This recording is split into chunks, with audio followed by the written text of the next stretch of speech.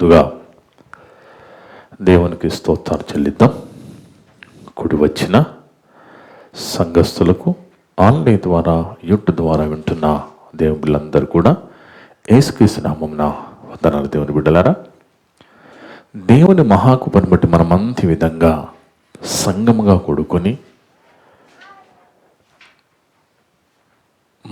గత 2 వారాలుగా మాట్లాడుతున్న అంశాలు మనము దాంట్లో భాగంగా 3వ భాగాన్ని నేర్చుకునే భాగ్యాన్ని దయచేస్తున్న తండ్రికి యేసుక్రీస్తు ద్వారా కృతజ్ఞతలు చెల్లిద్దాం. ఆమేన్. ఈరోజు దేవుడు సంఘాన్ని ఆన్లైన్ ద్వారా యూట్యూబ్ ద్వారా వింటున్న ప్రతి ఒక్క బిడ్డని ప్రేమించి మనందరి కోసం ఏర్పాటు చేసిన అంశం వర్ధిల్లు కుటుంబము, నీరసించు కుటుంబము, పార్ట్ 3, 3వ భాగం. మొదట భాగంలో అంటే ఒక కుటుంబం వర్ధిల్లాలంటే గల కారణాలు మనము గత 2 వారాలుగా నేర్చుకుంటూ ఉన్నాం. మొదటి భాగంలో దావీదు కుటుంబము దేవుని చిత్తాన్ని గ్రహించి ఏ విధంగా వర్ధిల్లే కుటుంబముగా, ప్రబలే కుటుంబముగా కనపడిందో మనం నేర్చుకున్నాం. ఇక గత వారం 2వ భాగంలో ప్రేమానురాగాలు కలిగి ఉంటే కుటుంబం ఏ విధంగా వర్ధిల్లుతుందో కూడా మనం నేర్చుకున్నాం. ఈరోజు 3వ భాగంలోకి మనం వెళ్తున్నాము. చాలా జాగ్రత్తగా మనసు పెట్టి మనం బైబిల్ నుంచి నేర్చుకుందాం. 2వ సామెల గ్రంథము 7వ అధ్యాయము 2వ సామెల గ్రంథము 7వ అధ్యాయము 1 నుంచి 7 వరకు చదువుతూ మనం జాగ్రత్తగా ఆలోచిద్దాం. దేవుని వాళ్ళరా, యెహోవా మనకి బాగా తెలుసు దావీదు రాజు విషయంలో దేవుడు చేసిన మేలులు, గొప్ప కార్యాలు. అయినా రాజుగా సింహాసనం మీద కూర్చున్న తర్వాత నలుదిక్కుల శత్రువులను యుద్ధంలో ఓడించి సింహాసనం మీద రాజుగా కూర్చున్న తర్వాత రాజుగా కూర్చున్న దావీదు రాజు తన రాజ్యాల గురించి ఆలోచించుకోవడం లేదు. ఏం ఆలోచిస్తున్నాడు? నన్ను ఈ సింహాసనం మీద కూర్చోబెట్టిన నా దేవునికి నేను ఏదైనా చేయాలని ఆలోచిస్తున్నాడు. చూడండి, చదవమ్మా. యెహోవా నలుదిక్కుల అతని శత్రువుల మీద అతనికి విజయమిచ్చి అతనికి నెమ్మది కలుగజేసిన తర్వాత దావీదు రాజు తన నగరి యందు కాపురముండి నాతానను ప్రవక్తను పిలువనంపించి, నేనేమో ఒకప్పుడు గొర్రెను కాసుకుంటున్న నేను ఈరోజు దేవదారు మ్రానుతో కట్టిన నగరి యందు రాజుగా ఈ సింహాసనం మీద నేను కూర్చుంటే నా దేవుని మందిరము, నా దేవుని మందసము గుడాల్లో డేరాల్లో ఉండడం ఏంటి ఆలోచిస్తున్నాడు. చూడండి, దేవుని మందసము డేరాల్లో నిలిచి ఉందని ఆలోచిస్తున్నాడు. చూడండి, నాతాను ఇమీడియట్ గా చెప్పేస్తున్నాడు, యెహోవా నీకు తోడుగా ఉన్నాడు, నీకు తోచినదంతా నువ్వు చేసేసి అని ప్రవక్త మాట్లాడుతూ ఉన్నాడు. చూడండి దేవుని వాళ్ళారా, ఇక్కడ సింహాసనం మీద కూర్చున్న తర్వాత ఆయన తన రాజ్యాల గురించి ఆలోచించుకోకుండా ఆ సింహాసనం మీద కూర్చుండబెట్టిన దేవునికి ఏదో చేయాలని ఆలోచిస్తూ ఉన్నాడు. నిజమే కదా దేవుని వాళ్ళారా, మన కుటుంబాల్లో మన జీవితాల్లో కూడా దేవుడు ఎన్నో మేలు చేసినప్పుడు, ఎంతో మంచి స్థితి ఇచ్చినప్పుడు మనము కూడా ఆ స్థితిని మర్చిపోకుండా మనము కూడా దేవునికి ఏదో చెయ్యాలని ఆలోచన కలిగి ఉండాలి కదా. ఎందుకంటే కుటుంబం వర్ధిల్లాలి అంటే దేవుడు చెప్పిన మాటలకి లోబడము, విధేయత చూపడం. కానీ దేవుణ్ణి ప్రేమించి దేవుని కోసం ఏదో ఒకటి చేయాలని ఆలోచన కలిగి ఉండడము దేవుణ్ణి ప్రేమించడం. అది ప్రేమది, అది ప్రేమ దేవుని వల్లరా. ఎందుకంటే దేవుని యందు ప్రేమ కలిగి ఉంటే మనం ఏదో ఒకటి దేవునికి చెయ్యాలని ఆలోచించకుండా ఉండలేం, చేయకుండా ఉండలేం. అందుకే ఇక్కడ దావీదు దేవుణ్ణి ప్రేమిస్తున్నాడు. మరి మందిరము కట్టమని మరి ఆయన ఏమాలోచిస్తున్నాడు? నా దేవుని మందసమేమో డేరాల్లో ఉంటే నేనేమో సింహాసనం మీద ఉన్నాను, కాబట్టి నా దేవుని కోసం ఒక మందిరము కట్టిస్తానని ఆలోచిస్తున్నాడు దేవుని వాళ్ళరా. వాస్తవానికి దేవుడు దావీదుని మందిరం కట్టియమని అడగలేదు దేవుని వాళ్ళరా. కానీ అడగకపోయినా దేవుణ్ణి ప్రేమించి ఆయన ఆ స్థితి మారగానే దాంట్లో మైమరిచిపోయి ఇక నేను రాజు అయిపోయిన రాజ్య గురించి ఆలోచిస్తాను అనకుండా, అలా ఆలోచించుకోకుండా నా దేవుని కోసం నేను ఏదో చేయాలి, నా దేవుని కోసం నేను మందిరం కట్టించాలని ఆలోచిస్తున్నాడు. చూడండి కింద వచ్చాను మనం చదివితే 7 వరకు. అయితే ఆ రాత్రి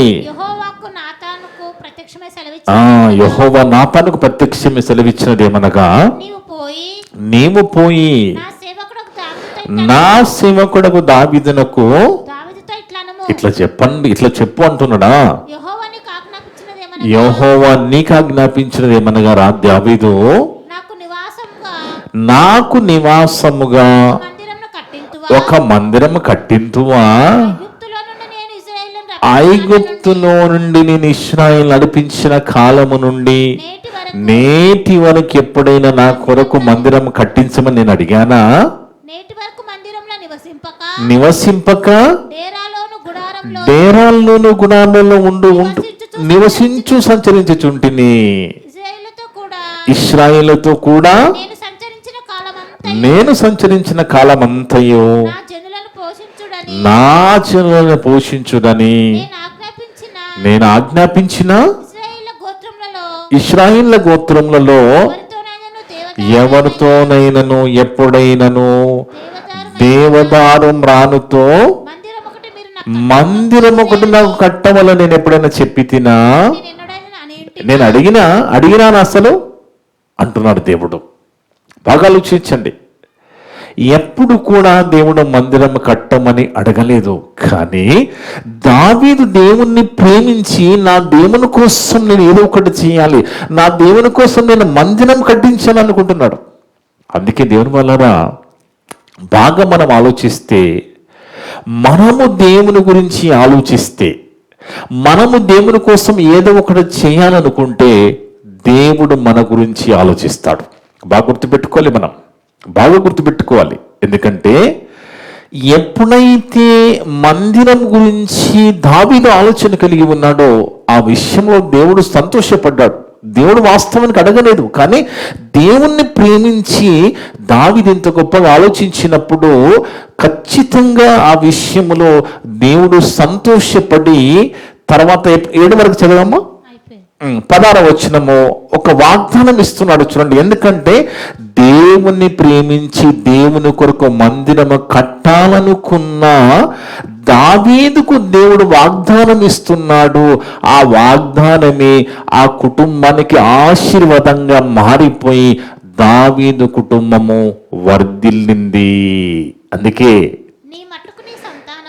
నీ మట్టుకు నీ సంతానమును, ఎలాంటి వాగ్దానం చూడండి, దేవుడు ఇస్తున్న వాగ్దానము, నీ మట్టుకు నీ సంతానమును నీ రాజ్యమును నిత్యము స్థిరమగును. ఎలాంటి వాగ్దానము చూడండి, నీవు నా గురించి ఆలోచించి నాకు మందిరము కట్టాలనుకున్నావు కాబట్టి ఇదిగో దావీదు నీకు వాగ్దానం ఇస్తున్నాను. ఎలాంటి వాగ్దానం అంటే, దావీదు గర్భవాసాన పుట్టిన వాళ్ళందరూ కూడా ఎవరో ఒకరు సింహాసనం మీద ఉంటారు. అర్థమవుతుందండి? సంతానము స్థిరంగా ఉంటుందట. అదే చదవమ్మ మళ్ళా. నీ మట్టుకు నీ సంతానమును నీ రాజ్యమును నిత్యము స్థిరముగా ఉంటుంది. నీ సింహాసనమును నీ రాజ్యము నిత్యము స్థిరపరచబడును అనేను. చూడండి, నీ సింహాసనము నిత్యము స్థిరపరచబడుతుంది అని దేవుడు వాగ్దానం ఇచ్చాడు. అర్థం ఇంకా కొంచెం వివరంగా మనకు అర్థం కావడానికి, దేవుడిచ్చిన వాగ్దానం ఏ విధంగా దావీదు కుటుంబాన్ని వర్ధిల్లింపచేసిందో, ఆ వాగ్దానం ఏ విధంగా ఆశీర్వాదంగా మారిపోయిందో అనేది ఇంకా కొంచెం మనం వివరంగా మనం చదువుకుంటే, కీర్తన గ్రంథం 89వ అధ్యాయంలో, కీర్తన గ్రంథం 89వ అధ్యాయము 3-4 వచనాలు. కీర్తన గ్రంథము 89వ అధ్యాయము 3-4 వచనాలు చదువుకుంటే, దేవుని వల్లారా, నేను ఏర్పరచుకొనిన వారితో నిబంధన చేసి ఉన్నాను. ఏంటి ఆ నిబంధన? నిత్యము నీ సంతానమును స్థిరపరచెదను, తరతరములకు. చూడండి, ఎలాంటి వాగ్దానమో దేవుని గురించి ఆలోచించిన దావీదుకు దేవుడిస్తున్న వాగ్దానము, తరతరములకు నీ సింహాసనము స్థాపించదనని చెప్పి నా సేవకుడైన దావీదుతో ప్రమాణం చేసి ఉన్నాను. చూడండి, దేవుని వలన అంటే మందిరము కట్టాలనే ఆలోచన వచ్చింది కాబట్టి దాన్ని బట్టి దావీదు కుటుంబానికి ఇస్తున్న వాగ్దానం. అందుకే చూడండి, దావీదు యోధుడు కదా, అలాంటి యూదుడైన దావీదుకు ఇచ్చిన వాగ్దానాన్ని బట్టి అసలు ప్రపంచవ్యాప్తంగా ఎక్కడో ఒక దగ్గర యూదులు శేషంగా మిగిలి ఉంటారు. ఎందుకంటే దేవుడిచ్చిన వాగ్దానం నెరవేరాలంటే యూదులు ఉండాలి కదా. అలా ఎక్కడో ఒక దగ్గర శేషమైన కనబడుతూనే ఉంటుంది. అందుకే దేవుని వలన మన కుటుంబాల్లో కూడా దేవుడు ఎన్నో మేలులు చేస్తున్నప్పుడు, ఎన్నో మేలులు మనం అనుభవిస్తున్నప్పుడు కృతజ్ఞత కలిగి మనము కూడా దేవుని కోసం ఏదైనా చేయాలనే ఆలోచన కలిగి ఉన్నామా లేదా? పిల్లలు కావాలని మనం దేవుని అడుగుతాం, పిల్లలు ఇస్తాడు. ఇచ్చిన పిల్లలు దేవుని కోసం పెంచే ఆలోచన ఏమైనా ఉందా? అలా మర్చిపోయి ఎంతో మంది సంపాదన మాయలో పడిపోయి, మరి పొగడ్తలలో మునిగిపోయి ఎంతమంది అలాంటి ఆలోచన లేకుండా బతుకుతున్నారండి. కనుక ఎప్పుడైతే దేవుని గురించి మనం ఆలోచిస్తామో మన గురించి దేవుడు ఆలోచిస్తాడండి. మనం దేవునికి చేసేది చాలా చిన్నది, ఆయన చేసేది చాలా పెద్దది. వేవేల పొట్టేళ్ళు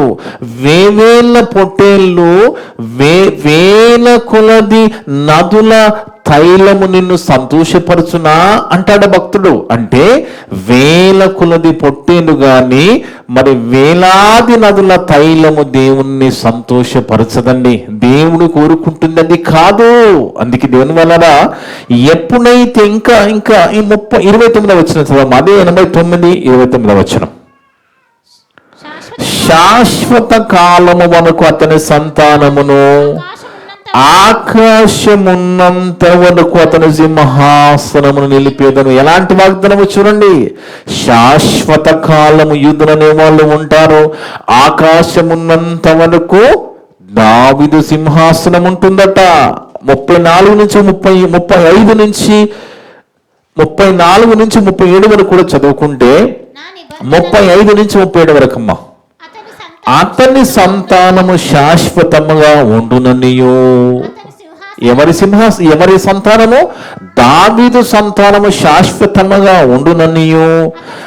దావీదు సింహాసనము సూర్యుడు ఉన్నంత కాలము, బాగా గుర్తుపెట్టుకోండి, సూర్యుడు ఉన్నంత కాలము నా సన్నిధిన ఉండుననియు. చంద్రున్నంత కాలం అది నిలుచుననియు. మింట నుండి సాక్షి నమ్మకంగా ఉన్నట్లు అది స్థిరపరచబడిననియు. నా పరిశుద్ధతోడని నేను ప్రమాణం చేసి తిని దావీదుతో నేను అబద్ధమాడను. చూడండి దేవుని వల్ల ఈ వాగ్దానము ఏ విధంగా ఆశీర్వాదంగా దావీదు కుటుంబాన్ని వర్ధిల్లింపజేసిందో చూడండి. మిద్దెలు, మేడలు, పొలాలు, ఈ ఆస్తి ఒక నిమిషంలో మటుమయమైపోతుందండి. ఇది కాదు, దేవుని ఆశీర్వాదముతో మనం వర్ధిల్లుతాం తప్ప ఈ ఉద్యోగాలు, ఈ వ్యాపారాలు, లేదా ఈ కోట్ల కొద్ది ఆస్తులు, పొలాలు, ఇండ్లు మనని వర్ధిల్లింప చెయ్యవు. దావీదు కుటుంబము చూడండి ఏ విధంగా వర్ధిల్లిపోతున్నదో. ఆలోచించండి దేవుని వలన. అందుకే దేవుడిచ్చిన వాగ్దానము అంత గొప్ప వాగ్దానము. సూర్యుడున్నంత వరకు, చంద్రుడున్నంత వరకు, ఆకాశం ఉన్నంత వరకు ఆయన సంతానం నిలుస్తుంది, సింహాసనం నిలుస్తుంది, రాజ్యం నిలుస్తుందంటే మామూలు విషయమా? అందుకే దేవుని వలన మనము దేవునికి ఇచ్చేది చాలా చిన్నది, కానీ ఆయన మనకి ఇచ్చేది చాలా గొప్పది. అందుకే మన జీవితాల్లో మనం చూసుకుంటే దేవుని వల్ల ఒక 20 సంవత్సరాల క్రితము, ఒక 30 సంవత్సరాల క్రితము మనము మన కుటుంబాన్ని ఏ విధంగా ఉండేమో ఒకసారి మనం గుర్తు చేసుకుంటే, ఇప్పుడు ఖచ్చితంగా 20-30 సంవత్సరాల్లో మనం ఎంతో దేవుని కృప చేత ఆశీర్వాదం పొందిన వారిగా మనం కనబడుతూ ఉంటాం. మన జీవితాల్లో పరిశీలన చేసుకుంటే అలా అంత గొప్ప మేలులు కలిగిన మనము, అంత గొప్ప ఆశీర్వాదం పొందుకున్న మనము దేవుని కోసం ఏం చేస్తున్నాము, దేవుని కోసం ఏం చేయగలుగుతున్నామో, ఏం ఆలోచించగలుగుతున్నాము అనేది మనం ప్రశ్న వేసుకోవాలి. దేవుని వలన ఎప్పుడైతే దావీదు దేవుని గురించి ఆలోచించాడో, మందిరము కట్టాలనుకున్నాడో, అప్పుడు దేవుడు ఆయనకిచ్చిన వాగ్దానము, ఆ ప్రమాణము ఆశీర్వాదంగా మారిపోయి ఆ సంతానము, ఆ కుటుంబం అంతా కూడా వర్ధిల్లింపజేశాడు దేవుడు. వర్ధిల్లింది ఆ కుటుంబము. అందుకే ఇంకా చూస్తే ఎంతగా వర్ధిల్లింది, ఎంత గొప్పగా దేవుడు మరి ఆ కుటుంబాన్ని వర్ధిల్లింప చేశాడు, ప్రబలింప చేశాడని మనం చూస్తే మత్తయి సువార్త 1:1 చూస్తే దేవుని వలన యేసుక్రీస్తు ప్రభువారు కూడా దావీదు యూదా వంశస్థుడు. యేసుక్రీస్తు ప్రభువారు కూడా యూదా వంశం నుంచి వచ్చిన వాడు కదా. అదే రాస్తుండే అక్కడ మత్తయి సువార్త 1:1 అబ్రహాము కుమారుడగు దావీదు కుమారుడగు యేసుక్రీస్తు వంశావళిని ప్రారంభిస్తున్నాడు మత్తయ్య గారు. అంటే దేవుడు చేసిన ప్రమాణం అది, దేవుడు చేసిన వాగ్దానం అది. ఆ వాగ్దానం ఆశీర్వాదంగా ఎలా వెళ్ళిపోతుందో చూడండి. అందుకే దేవుడు ఒక మాట చెప్పాడు, దేవుడు ఒక వాగ్దానం చేశాడంటే అది ఎన్ని సంవత్సరాలైనా నిలుస్తుంది. దేవుడు మాట ఇస్తే తప్పని దేవుడు. దేవుని వలన అందుకే దావీదుకు వచ్చిన ఆ గొప్ప ఆధిక్యత చూడండి. ఏమంటున్నాడు ఇక్కడ? అబ్రహాము కుమారుడగు దావీదు కుమారుడైన యేసుక్రీస్తు వంశావళి. ఆ విధంగా యూదులనే వాళ్ళు వర్ధిల్లుతూ ఉన్నారు. కనపడకుండా ఉండడం అనేది ఉండదు. దేవుని వాగ్దానం నెరవేరాలంటే యూదులు భూమి మీద ఉండవలసినదే. అర్థమవుతుందండి? దేవుని వాగ్దానం ఈ సూర్యుడున్నంత వరకు, చంద్రుడున్నంత వరకు, ఆకాశం ఉన్నంత వరకు దేవుని వాగ్దానము, మరి ఆ దావీదుకి ఇచ్చిన వాగ్దానము నెరవేరాలి ఈ భూమి మీద అంటే యూదులనే వాళ్ళు ఖచ్చితంగా భూమి మీద ఉండాలి. అందుకే లూకా గారు రాస్తున్నాడు చూడండి. లూకా సువార్త 1:32 లూకా సువార్త 1:32-33 చదువుకుంటే యేసుక్రీస్తు గురించి చెప్పబడిన మాట చూడండి. ఆయన గొప్పవాడై సర్వోన్నతుని కుమారుడనబడును. ప్రభువైన దేవుడు ఆయన తండ్రి అయిన దావీదు సింహాసనము. చూడండి, అక్కడ చేసిన వాగ్దానము, అక్కడ చేసిన ప్రమాణము, ప్రభు అయిన దేవుడు ఆయన తండ్రి అయిన దావీదు సింహాసనమును ఆయనకిచ్చును. ఆయన యాకోబు వంశస్థులను యుగ యుగములు ఏలును. ఆయన రాజ్యము అంతము లేనిదై ఉండునని గబ్రియేలు దూత మరియ తల్లికి చెప్తున్నాడు. బాగా ఆలోచించండి. దేవుడు చేసిన వాగ్దానం ఏ విధంగా ఆ కుటుంబం వర్ధిల్లుతుంది, ఆశీర్వాదం ఏ విధంగా, వాగ్దానం ఆశీర్వాదంగా ఏ విధంగా కుటుంబం వర్ధిల్లుతుంది అనేది మనం ఆలోచించాలి దేవుని వల్ల. అందుకే మన కుటుంబాల్లో, మన జీవితాల్లో కూడా దేవుడు ఎన్నో రీతులుగా మన స్థితిలో మారుస్తున్నప్పుడు, మనం మేలులు పొందుకుంటున్నప్పుడు కృతజ్ఞత కలిగి మనం దేవునికి ఏం చేస్తున్నాము, ఎలాంటి ఆలోచన దేవుని కోసం చేయాలని కలిగి ఉన్నామన్నది మనము మనసులో మనము ఆలోచన చేసుకొని ప్రశ్న వేసుకోవాలి. ఏం చేయగలుగుతున్నాము, ఏం చేయగలుగుతున్నాం అనేది మనము ఆలోచించుకోవాలి దేవుని వల్ల. అందుకే యేసుక్రీస్తు వారు పుట్టింది యోధుల రాజుగా పుట్టాడు. ఎందుకంటే వాగ్దానం, అది వాగ్దానము. యోధుల రాజుగా పుట్టినవాడు ఎక్కడ అడుగుతున్నారు? అక్కడ గొల్లలు వచ్చి, రాజులు వచ్చి. చదవమ్మా, మత్తయి సువార్త 2:2 మత్తయి సువార్త 2:2 జ్ఞానులు వచ్చి అడుగుతున్నారు, గొల్లలు కాదు, జ్ఞానులు వచ్చి అడుగుతున్నారు. తూర్పు దేశపు జ్ఞానులు వచ్చి యూదుల రాజుగా పుట్టినవాడు ఎక్కడ ఉన్నాడని అడుగుతున్నారు. చూడండి, ఆ విధంగా దేవుడిచ్చిన వాగ్దానము అది కొనసాగుతూ ఉన్నది. అందుకే దేని వలన ఎప్పుడైతే యేసుక్రీస్తు ప్రభువారు మరణించి తిరిగి లేచిన తర్వాత సజీవ మందిరము కట్టబడ్డది. దావీదేమో దేవుని కోసం మందిరం కట్టాలనుకున్నాడు, ఆలోచన కలిగి ఉన్నాడు. దాన్ని బట్టి దేవుడు దావీదుకు వాగ్దానం ఇచ్చాడు, నీ సంతానం ఉంటుంది, నీ రాజ్యం ఉంటుంది, నీ సింహాసనం ఉంటుంది. ఎంతకాలం ఉంటుంది? సూర్యుడు ఉన్నంత వరకు, ఆకాశం ఉన్నంత వరకు, చంద్రుడు ఉన్నంత వరకు ఉంటుందని ఆ వాగ్దానం ఈ రోజు కూడా నెరవేరుస్తూ ఉన్నాడు. అలాగే ఎప్పుడైతే యేసుక్రీస్తు ప్రభువారు మరణించి తిరిగి లేచిన తర్వాత సజీవ మందిరము కట్టబడ్డది భూమి మీద. ఏంటది? అదే సంఘం. అర్థమవుతుందండి? ఇప్పుడు సజీవంగా ఉన్న సంఘం, మందిరముగా కట్టబడ్డ సంఘం, క్రీస్తు రక్తములో కొనబడిన సంఘము. ఆ సంఘము గురించి మనం ఎలాంటి ఆలోచన కలిగి ఉన్నాం? ఇప్పుడు మనం చేయవలసినది ఏంటంటే, సంఘం గురించి మనం ఏం చేయగలుగుతున్నాము, సంఘం గురించి మనం ఎలాగ ముందుకెళ్ళగలుగుతున్నాము, ఏమి చేయగలుగుతున్నాము అనేది మనము ఆలోచన కలిగి ఉండాలి. అర్థమవుతుందండి? ఆయన ఏమో దేవుని కోసం మందిరం గురించి ఆలోచించాడు, ఆ విధంగా కుటుంబం వర్ధిల్లింది, అది తరతరాలు ఉంటుందని దేవుడు చెప్పేశాడు. ఆ వాగ్దానం ఈ రోజు కూడా నిలిచి ఉంది. ఇప్పుడు సజీవంగా కట్టబడిన మందిరం అనే సంఘంలోకి మనం వచ్చాం కదా. ఇప్పుడు ఈ సంఘం గురించి మనం ఆలోచన కలిగి ఉండాలి. ఈ సంఘం గురించి, ఎందుకంటే పౌలు భక్తుడు అంటాడు, సంఘముల గురించి చింత నాకు ఉన్నదంటాడు. చూడండి, సంఘం గురించి చింత ఉన్నదంట. 2 కొరింథీ పత్రిక 11:28 2 కొరింథీ పత్రిక 11:28 దేవుని వాళ్ళారా. 2 కొరింథీ పత్రిక 11:28 ఇవియుగాక సంఘములన్నిటిని గూర్చి చింత ఉందంట పౌలు గారికి. సంఘములన్నిటిని గురించి, మనకేమైనా సంఘం గురించి, సంఘాభివృద్ధి గురించి, సంఘం విషయములో ఎలాంటి ఆలోచన మనం కలిగి ఉన్నాము? ఎందుకంటే దేవుని వలన మనం దేవుని కోసం ఏదో ఒకటి చెయ్యాలనే ఆలోచన మనం ఎప్పుడు కూడా కలిగి ఉండాలి. ఏదో ఒకటి చేస్తూ ఉండాలి మనము. ఎందుకంటే మనము భూమి మీద మనల్ని సంఘములకు చేర్చింది ఆయన కృప చేత, ఆయన దయచేత మనల్ని సంఘంలో చేర్చాడు కదా. అలా చేర్చబడిన మనము ఈ సంఘము కోసం మనం ఏమి చేయాలనుకుంటున్నామో, ఎలా ముందుకెళ్ళాలనుకుంటున్నామో, ఎలాంటి ఆలోచన కలిగి ఉన్నామన్నది మనం ప్రశ్న వేసుకోవాలి. అందుకే పౌలు భక్తుడు అంటున్నాడు, అంత సేవ చేసిన ఆయనకి ఏమున్నదట? సంఘముల గూర్చిన చింత ఉన్నదట ఆయనకి.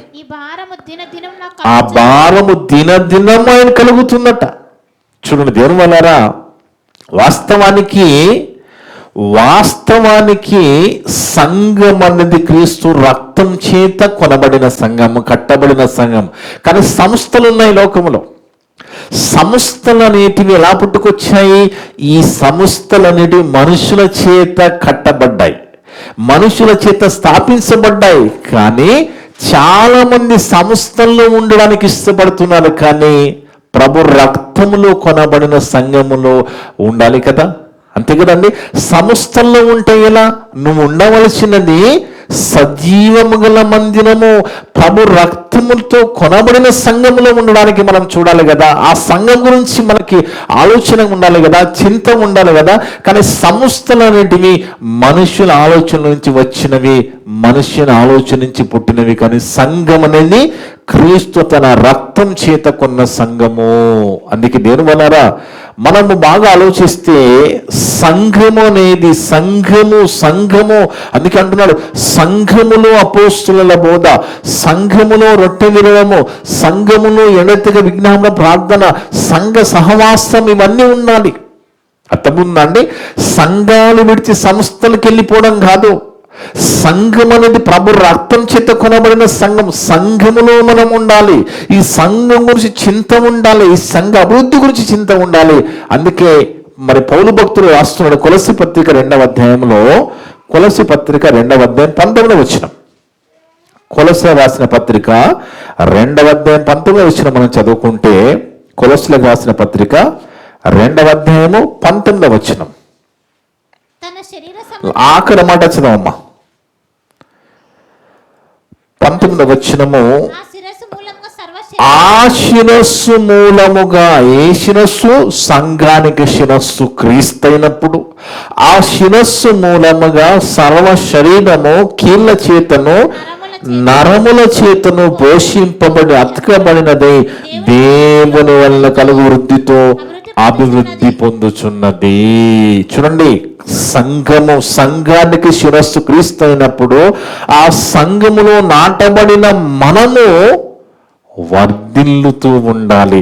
వర్ధిల్లాలి అంటే మనము దేవుని కోసము పని చేయాలి. దేవుని పనుల గురించి ఆలోచించాలి. దేవుని పనుల గురించి ముందుకు రావాలి. ఎందుకంటే సంఘాభివృద్ధి, క్రీస్తు సంఘానికి శిరస్సు అయినప్పుడు ఆ శిరస్సు మూలంగా సర్వ శరీరం అంటే ఆ సంఘము కీళ్ళ చేతను నరముల చేతను పోషింపబడి అతకబడినదై దేవుని వలన కలుగు వృద్ధితో అభివృద్ధి పొందుచున్నది. అభివృద్ధి జరగాలి, సంఘాభివృద్ధి జరగాలి. అందుకే మనము దేవుని వల్లరా, దేవుడు మన జీవితాల్లో మన కుటుంబాల్లో ఎన్నో గొప్ప మేలు చేసింది. ఎందుకు అంటే మనము దేవుని కోసము ఏదో ఒకటి చేయడానికి, అన్ని పొందుకుని మనము సైలెన్స్గా ఉండడానికి కాదు. దావీదు ఎలాంటి మేలు పొందుకున్నాడు? గొర్రెలు కాసుకుంటున్న దావీదుని తీసుకొచ్చి సింహాసనం మీద రాజుగా కూర్చోబెట్టాడు. అర్థమవుతుందండి? గొర్రెలు కాసుకుంటున్న దావీదుని తీసుకొచ్చి సింహాసనం మీద రాజుగా చేస్తే ఆయన ఏం ఆలోచిస్తున్నాడు?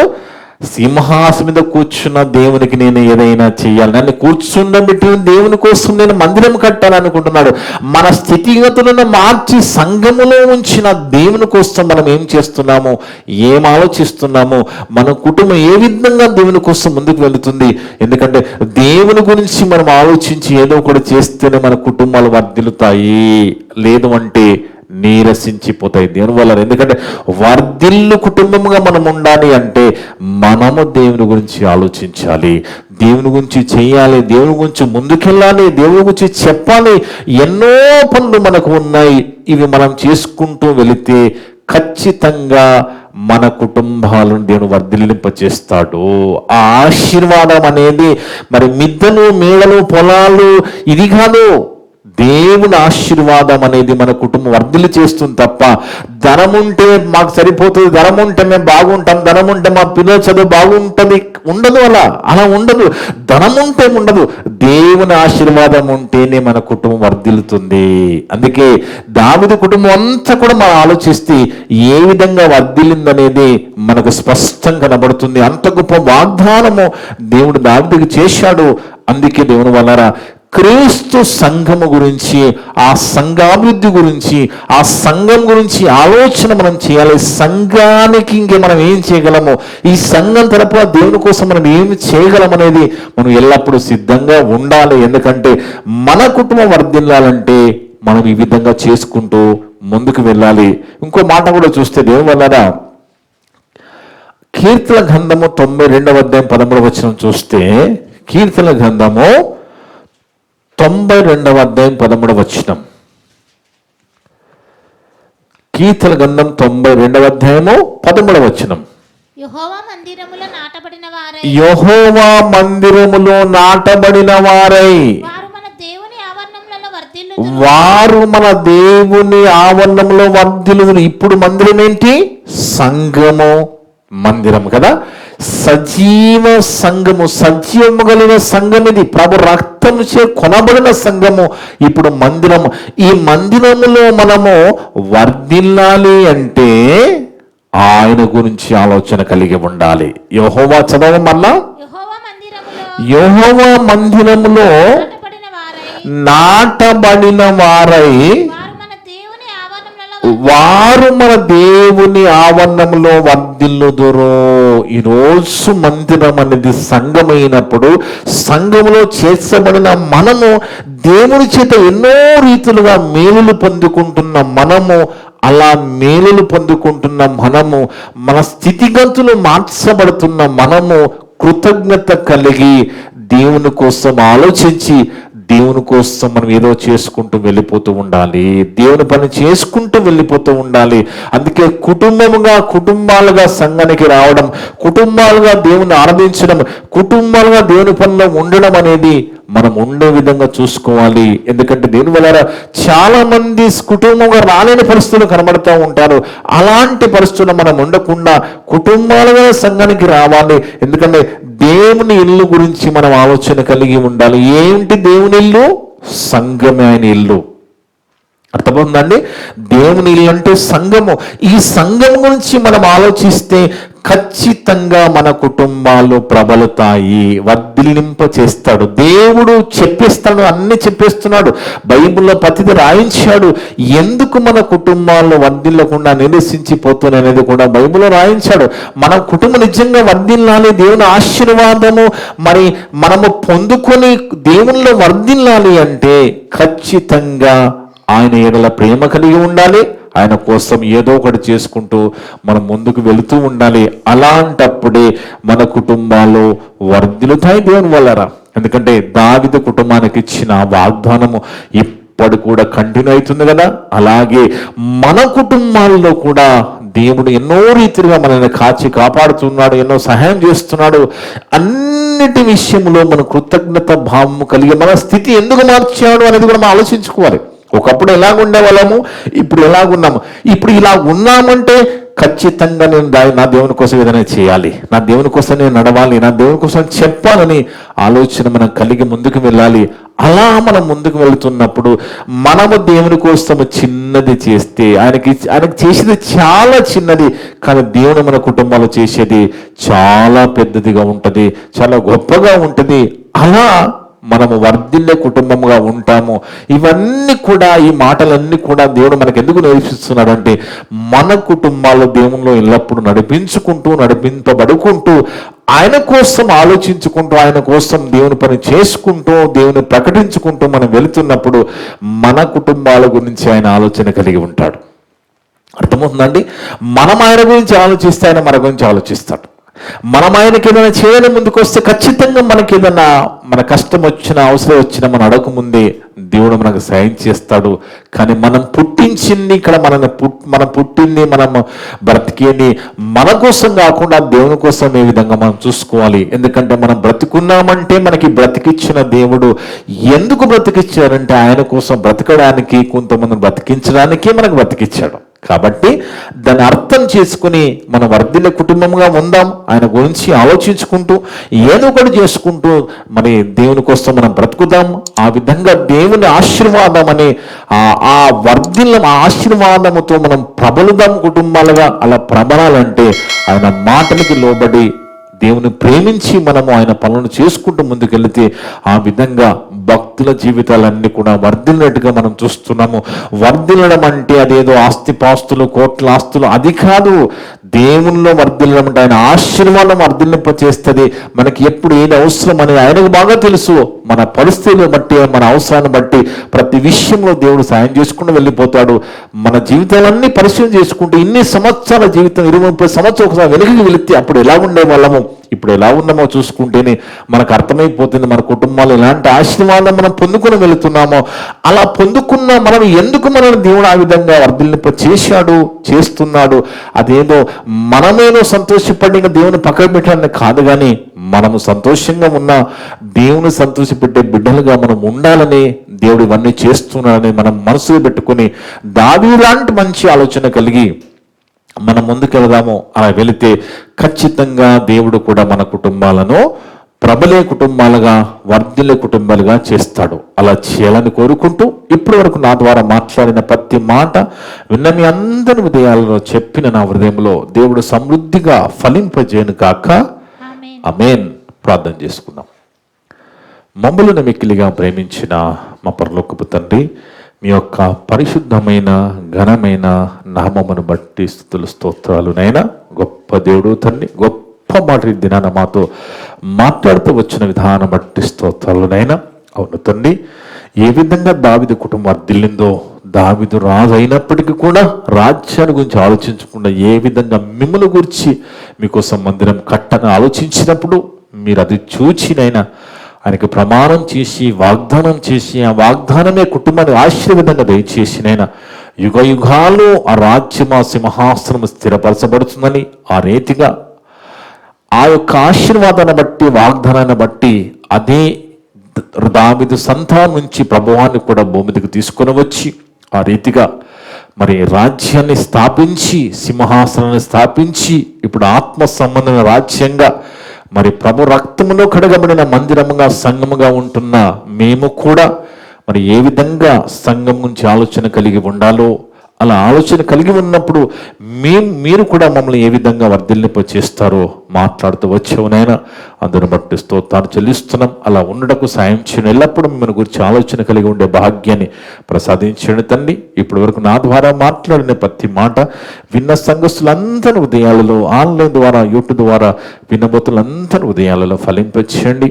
మేమంతా కూడా కేవలం వాక్యము చదివి విని వదిలిపెట్టి మమ్మల్ని మోసపరుచుకోకుండా విన్న మాటలకు లోబడి జీవించే శక్తిని దయచేయమని సమస్త ఘనత మహిమ ప్రభావాలు మీకే చెల్లిస్తూ మా ప్రభువును మా రక్షకుడును మీ పిలి కుమారుడు అయిన యేసుక్రీస్తు వారి అతి పరిశుద్ధ నామమున అడిగి వేడుకొనిచున్నాము తండ్రి. ఆమేన్. ఆమేన్. మీ అందరికి వందనాలు. May God bless you all.